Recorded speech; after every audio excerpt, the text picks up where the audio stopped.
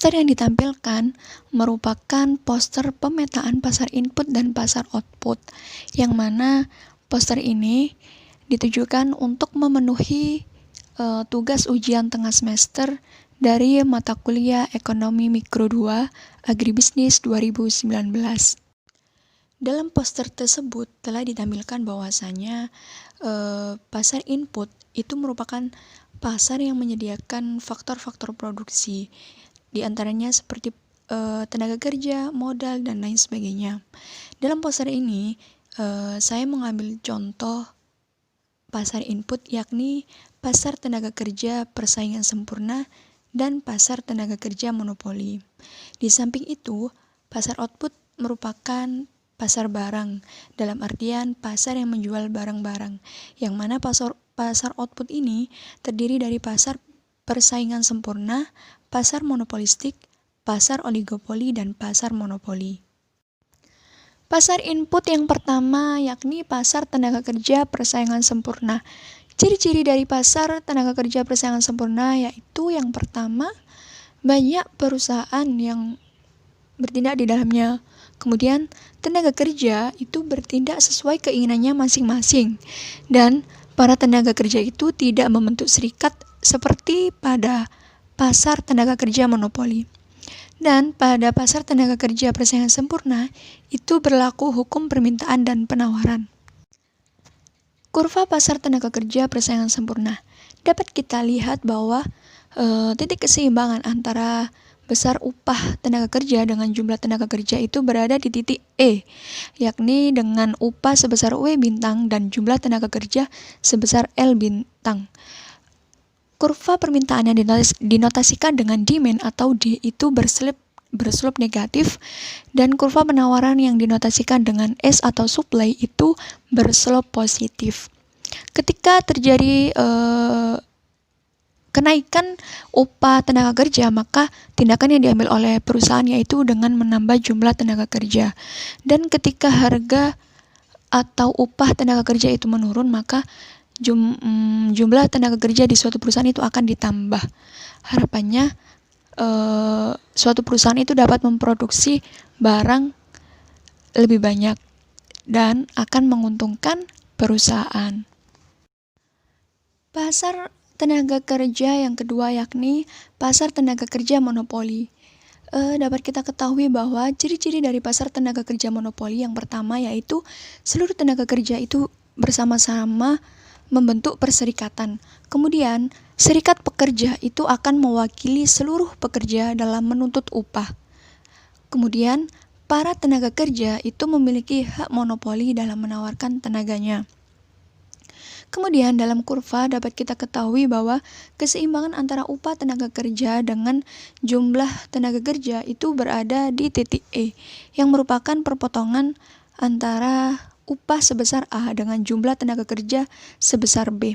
Namun, jika para pekerja tersebut menuntut harga yang lebih tinggi dari suatu perusahaan, yakni sebesar A1, maka tindakan yang dilakukan oleh perusahaan yaitu akan mengurangi jumlah tenaga kerja, sehingga B akan bergeser ke B1, yakni akan bertemu di titik E1.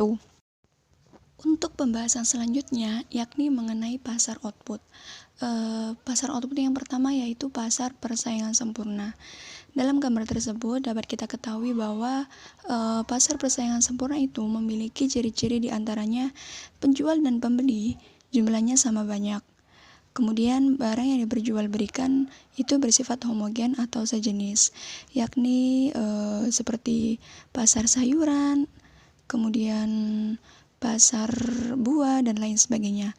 Dan penjual tidak memiliki kemampuan untuk mempengaruhi harga, karena harga dalam pasar persaingan sempurna itu merupakan kesepakatan antara penjual dan pembeli. Kemudian untuk kurva dari permintaan yang dinotasikan dengan demand itu memiliki slope yang negatif.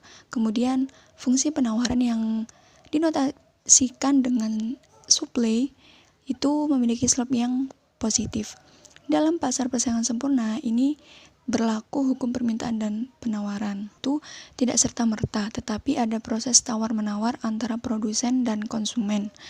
Dalam kurva tersebut harga keseimbangan itu berada di P bintang.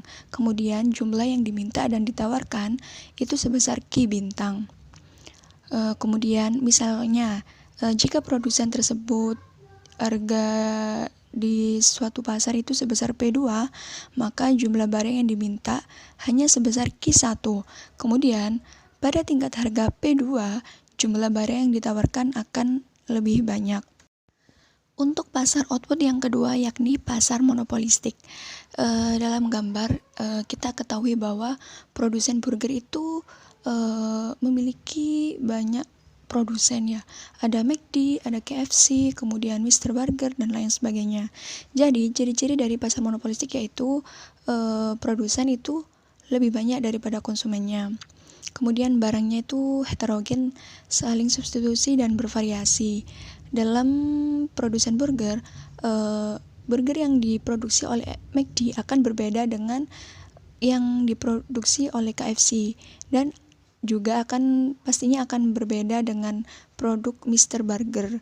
Kemudian dalam pasar monopolistik ini promosi itu sangat diperlukan agar para produsen itu dapat bersaing untuk menawarkan produknya kepada konsumen.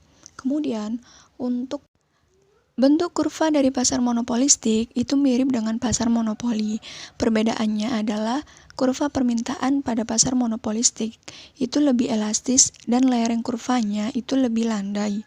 Keuntungan seorang monopolistik akan terbentuk jika terjadi persamaan antara marginal cost dengan marginal revenue, dan dapat kita lihat dari kurva tersebut, marginal cost dan marginal revenue-nya bertemu pada titik E, maka jumlah barang yang dihasilkan oleh monopolistik sebesar Q bintang dengan harga P bintang.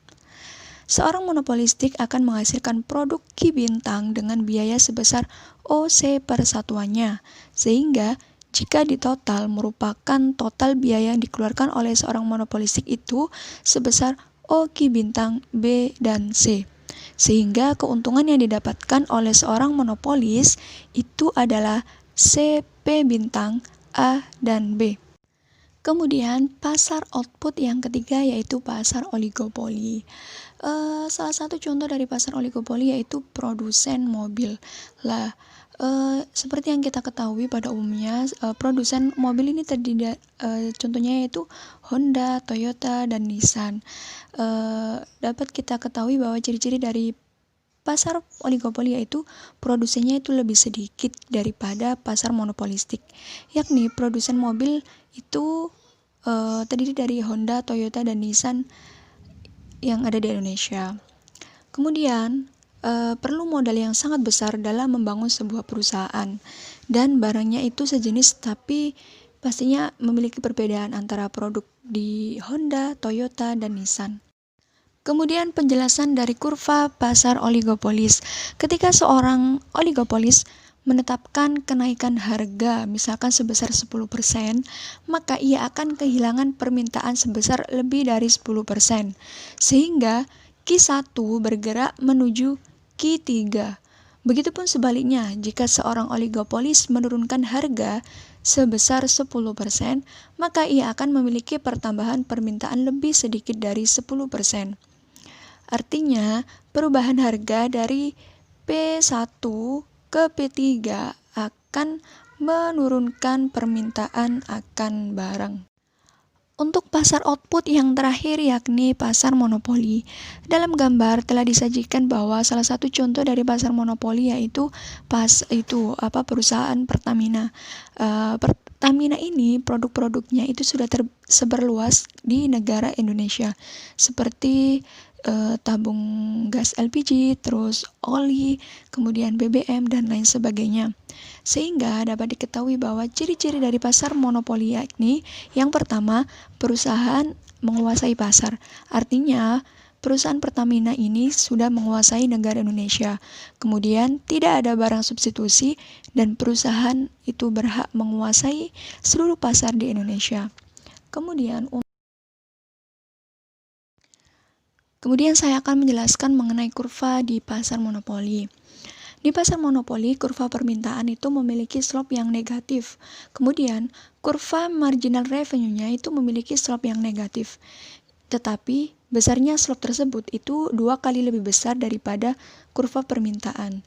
Kemudian, jika kurva biaya dan kurva marginal cost seperti gambar, maka harga itu keuntungan yang maksimal itu tercapai ketika marginal revenue sama dengan marginal cost. Jadi, marginal revenue itu berpotongan di marginal cost. Sehingga jumlah output yang bisa dihasilkan oleh seorang monopolis itu sebesar Q bintang pada jumlah barang sebesar Q bintang, maka seorang monopolis akan menjual barangnya sebesar harga P bintang. Dalam hal ini, maka permintaan seorang monopolis itu sebesar O Q bintang, B, dan P bintang. Sementara untuk menghasilkan O Q bintang, biaya yang harus dikeluarkan itu sebesar OA. Jadi persatuannya sebesar OA, sehingga total biaya yang harus dikeluarkan adalah OA, C, dan Q bintang. Dengan demikian, maka dalam pasar monopolis, seorang produsen akan mendapatkan keuntungan sebesar A, C, B, dan P bintang.